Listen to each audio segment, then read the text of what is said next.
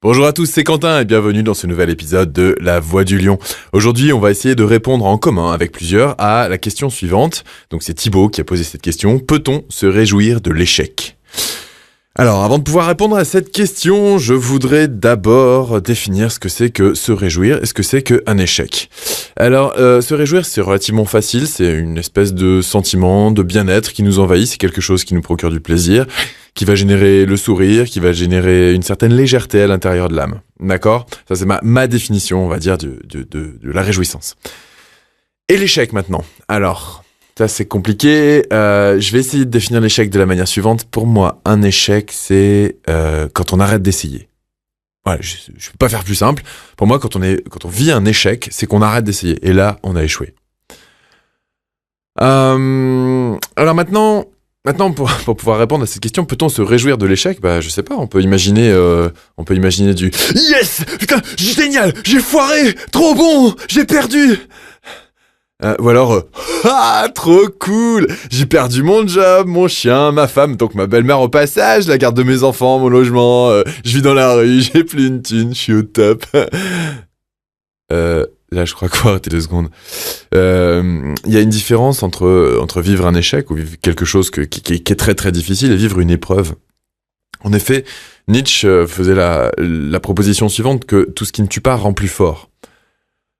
Alors, c'est vrai, mais ça peut nous fragiliser aussi, ça peut créer des failles, ça peut créer des troubles du comportement par la suite, ça peut créer des programmations névrotiques de peur, j'en ai parlé dans un précédent podcast, ça peut créer des choses délicates. Et est-ce qu'on pourrait pas imaginer qu'on aurait une forme de capital émotionnel ? C'est-à-dire que plus on nourrit de l'engouement, du plaisir, de la réussite et du bien-être, plus on va être capable de se réjouir d'un moment délicat, parce que ça va nous permettre de nous dépasser, d'aller puiser dans des ressources insoupçonnées. Mais que faire si ce capital émotionnel, il est vachement attaqué ? Je sais pas si vous avez déjà fait attention, il y a souvent, les emmerdes, elles arrivent pas toutes seules, souvent c'est en série.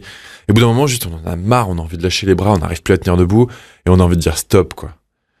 Et ça, je crois que ça arrive à tout le monde. Et c'est difficile de dire on peut se réjouir de l'échec. Pourquoi est-ce que je vous présente les choses de cette manière-là ? Parce que souvent, j'entends des gens dans le développement personnel dire que oui, l'échec c'est génial, si on vivait que des choses bien, eh bien on pourrait pas apprendre, on apprend de ses erreurs, l'échec c'est pas un échec, ça existe pas, en réalité, eh bien c'est juste une opportunité pour apprendre, etc., etc. Oui, c'est vrai, je suis assez d'accord avec ça. C'est-à-dire que dès l'instant où on vit quelque chose de difficile, et où dès l'instant où on n'a pas atteint son objectif, on peut pas forcément dire que c'est un échec, mais plutôt une expérience désagréable qui va nous permettre de modifier notre comportement pour pouvoir atteindre cet objectif. Voilà. Mais vraiment, je voudrais un peu de compassion aussi. Parce que, je sais pas vous, mais moi j'ai déjà vécu des moments très très difficiles, très très douloureux, où je me suis senti démuni, seul, isolé, où j'ai pas senti par où il fallait que je passe pour pouvoir faire autrement la prochaine fois, et même, avant même de pouvoir envisager la suite, et donc de me relever, j'ai eu besoin. J'ai eu besoin de me sentir en état d'échec. J'ai eu besoin de me sentir mal. Et ça arrive à tout le monde d'être mal, ça arrive à tout le monde de vivre quelque chose de délicat, je crois. Et pour moi, ce qui compte, c'est pas forcément de se réjouir ou pas d'un échec, mais c'est surtout de l'accepter. Et pour moi, ça, c'est vivre une expérience.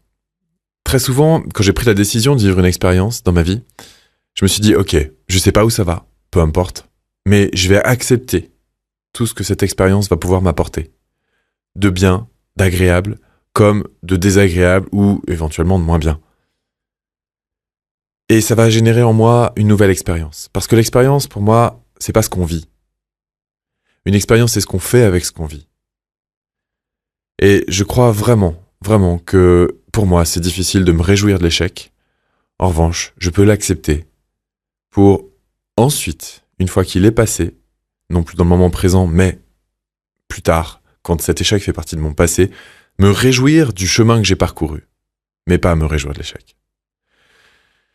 J'attends vos commentaires, vos expériences par rapport à tout ça. Donnez-moi vos points de vue. Je sais que les points de vue divergent pas mal sur cette question-là et je pense qu'on sera pas tout à fait d'accord avec Thibaut et Antoine et les autres. Donc n'hésitez pas à me laisser vos commentaires sous ce podcast et je vous dis à demain pour un prochain podcast. Salut!